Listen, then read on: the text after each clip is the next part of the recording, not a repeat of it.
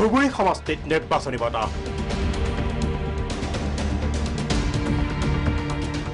2006 চনৰ পৰাই AIDFৰ দখলত ধুবুৰী। সমষ্টিটোৰ 70% ভোটাৰেই ধৰ্মীয় সংখ্যালঘু। 1991 চনৰ পৰাই কংগ্ৰেছে ৰাজত্ব কৰি আহিছিল সমষ্টিটোত। কিন্তু 1991 চনত অপ্ৰত্যাশিতভাৱে বিজেপিৰ প্ৰাৰ্থী ধ্ৰুৱ কুমাৰ সেন বিজয়ী হয় ধুবুৰী সমষ্টিৰ পৰা। 1996 আৰু 2001 চনত পুনৰ ধুবুৰীৰ পৰা কংগ্ৰেছ বিজয়ী হয়। দৃশ্যপট সলনি হয় 2006 চনত। সেই সময়ত বদৰুদ্দিন আজমলৰ নেতৃত্বত গঠন হোৱা নৱগঠিত AIUDFে সমষ্টিটো নিজৰ হাতলৈ নিয়ে। ধাৰাবাহিকভাৱে 3টা কাৰ্যকাল AIUDFে সমষ্টিটো নিজৰ হাতত ৰাখিবলৈ সক্ষম হয়। কংগ্ৰেছে ধুবুৰী পুনৰ উদ্ধাৰৰ চেষ্টা প্ৰায় ত্যাগ কৰাৰ দৰে হয়। 2001 চনৰ পৰা ধুবুৰী সমষ্টিৰ নিৰ্বাচনী ফলাফল এনেধৰণৰ। নিৰ্বাচন 2001 কংগ্ৰেছৰ নাজিবুল উমৰে পাইছিল 45,113টা ভোট, বিজেপিৰ ধ্ৰুৱ কুমাৰ সেনে পাইছিল 27,782টা ভোট। নিৰ্বাচন 2006 AIUDFৰ ৰছুল হকে পাইছিল 56,305টা ভোট, কংগ্ৰেছৰ নজিবুল উমৰে পাইছিল 25,575টা ভোট। নিৰ্বাচন 2011 AIUDFৰ জাহানুদ্দিনে পাইছিল 53,937টা ভোট, কংগ্ৰেছৰ নাজিবুল উমৰে পাইছিল 46,455টা ভোট। নিৰ্বাচন 2016 AIUDFৰ নজৰুল হকে পাইছিল 60,933টা ভোট, নিৰ্দলীয় প্ৰাৰ্থী তথা প্ৰাক্তন বিধায়ক নজিবুল উমৰে পাইছিল 36,847টা ভোট, বিজেপিৰ দেৱময় সন্যালে পাইছিল 33,648টা ভোট, কংগ্ৰেছৰ আবিদুৰ জামানে পাইছিল 13,126টা ভোট। এইবাৰো ধুবুৰী সমষ্টিত কংগ্ৰেছৰ 7জনে প্ৰাৰ্থিত্ব বিচাৰিছে। বিজেপিৰ টিকটৰ দাবীদাৰ 5জন। AIUDFৰ টিকটৰ দাবীদাৰ বৰ্তমানৰ বিধায়ক নজৰুল হক। আহক শুনো প্ৰাৰ্থিত্ব প্ৰত্যাশীসকলে কি কয়। বিজেপিৰ দেৱময় সন্যাল। মোৰ প্ৰাৰ্থিত্বৰ কথা, সেইটো প্ৰাৰ্থিত্ব ভাৰতীয় জনতা পাৰ্টীয়ে তেনেকৈ নিজে বিচাৰি দিলেও কোনো লাভ নাই।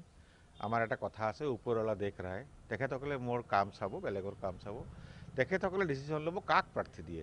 গতিকে প্ৰাৰ্থিত্বৰ কথাত মই একো ক'ব পৰা অৱস্থাত নাই। সেইটো আমাৰ ষ্টেট তথা চেণ্ট্ৰেল লিডাৰশ্বিপে নিৰ্ণয় কৰিব। আমি এজন কাৰ্যকৰ্তা, আমি কৰ্মী হিচাপে যাকে প্ৰাৰ্থী নিদিয়ে আমি তাৰ লগত আছোঁ।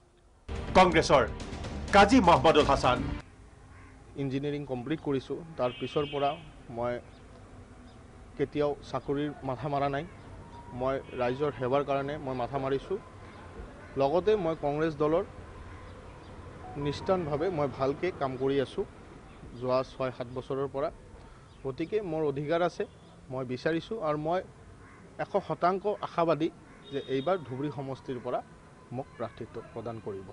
বিজেপিৰ উত্তম প্ৰসাদ। মই লাষ্ট 5 বছৰ ৱাৰ্ড কমিশনাৰ হৈ যিমানখিনি কাম কৰিলোঁ মানুহৰ কাৰণে, মানুহৰ যিটো সমৰ্থন, কাম কৰাৰ বিনিময়, ৰাইজে এতিয়া কৈ আছে যে UDFৰ বিকল্প ধুবুৰীত ভাৰতীয় জনতা পাৰ্টি।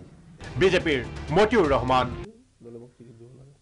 আপুনি টিকেট পাম বুলি কিমান আশাবাদী?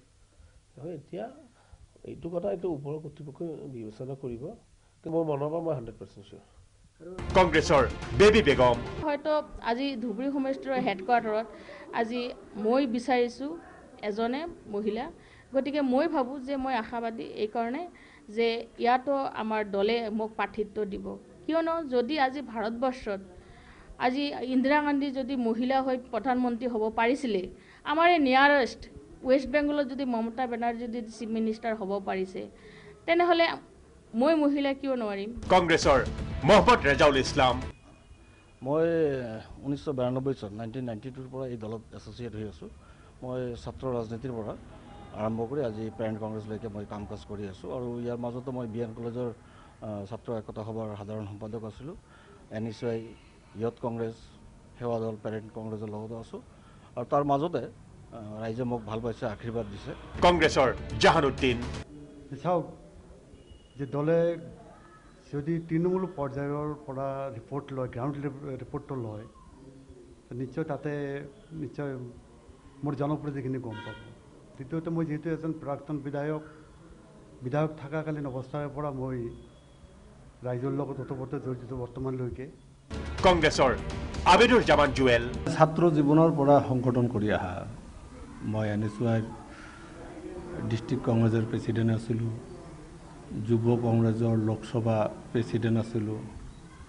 মই ইয়াৰ আগৰবাৰ মই কণ্টেষ্টো কৰিছিলোঁ ধুবুৰীৰ পৰা, আৰু মই তেতিয়াৰ পৰা মই কাম কৰি আছোঁ, ৰাজ্যৰ মাজত গৈ আছোঁ।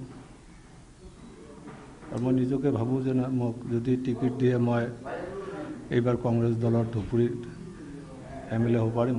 বিজেপিৰ উমৰ ফাৰুক। অটল বিহাৰী বাজপেয়ীৰ যিটো আদৰ্শ আৰু ভাৰতীয় জনতা পাৰ্টিৰ যিটো পলিচি মই খুবেই সন্তুষ্ট। আৰু আমাৰ যিটো ড্ৰিম ধুবুৰী বিধানসভা সমষ্টিত যদি বিজেপিৰ টিকেটটো মোক দিয়ে যদি জয়যুক্ত হওঁ, প্ৰথম কাম হ'ল আমাৰ ধুবুৰী BN কলেজ যিটো আছে এইটো ইউনিভাৰ্চিটি আমাৰ ডিমাণ্ড থাকিব। ধুবুৰীত ইঞ্জিনিয়াৰিং কলেজৰ খুব প্ৰয়োজন। আৰু আমাৰ ধুবুৰীৰ সংখ্যালঘু ভোটাৰ যিসকল আছে এই ভোটাৰে এবাৰ ভাৰতীয় জনতা পাৰ্টিক ভোট দিয়াৰ উদ্দেশ্যটো হ'ল পৰিৱৰ্তন। ধুবুৰী সমষ্টি এইবাৰ কংগ্ৰেছে সম্পূৰ্ণৰূপে AIUDFক এৰি দিয়াৰেই সম্ভাৱনা বেছি। 2016 নিৰ্বাচনত সমষ্টিটোত কংগ্ৰেছৰ প্ৰদৰ্শন আছিল অতি শোচনীয়। মাত্ৰ 13,126টা ভোট পাই কংগ্ৰেছ প্ৰাৰ্থীগৰাকী চতুৰ্থ স্থানত থাকিব লগা হৈছিল। বিজেপিয়েও সমষ্টিটোৰ হিন্দু ভোটাৰক একত্ৰীকৰণ কৰি 1991 পুনৰাবৃত্তি ঘটাবলৈ চেষ্টা কৰিছে। ভিডিঅ' জাৰ্নেলিষ্ট ৰাম পুকাৰৰ সহযোগত ধুবুৰীৰ পৰা ছাইদুৰ ৰহমানৰ ৰিপৰ্ট, প্ৰাগ নিউজ।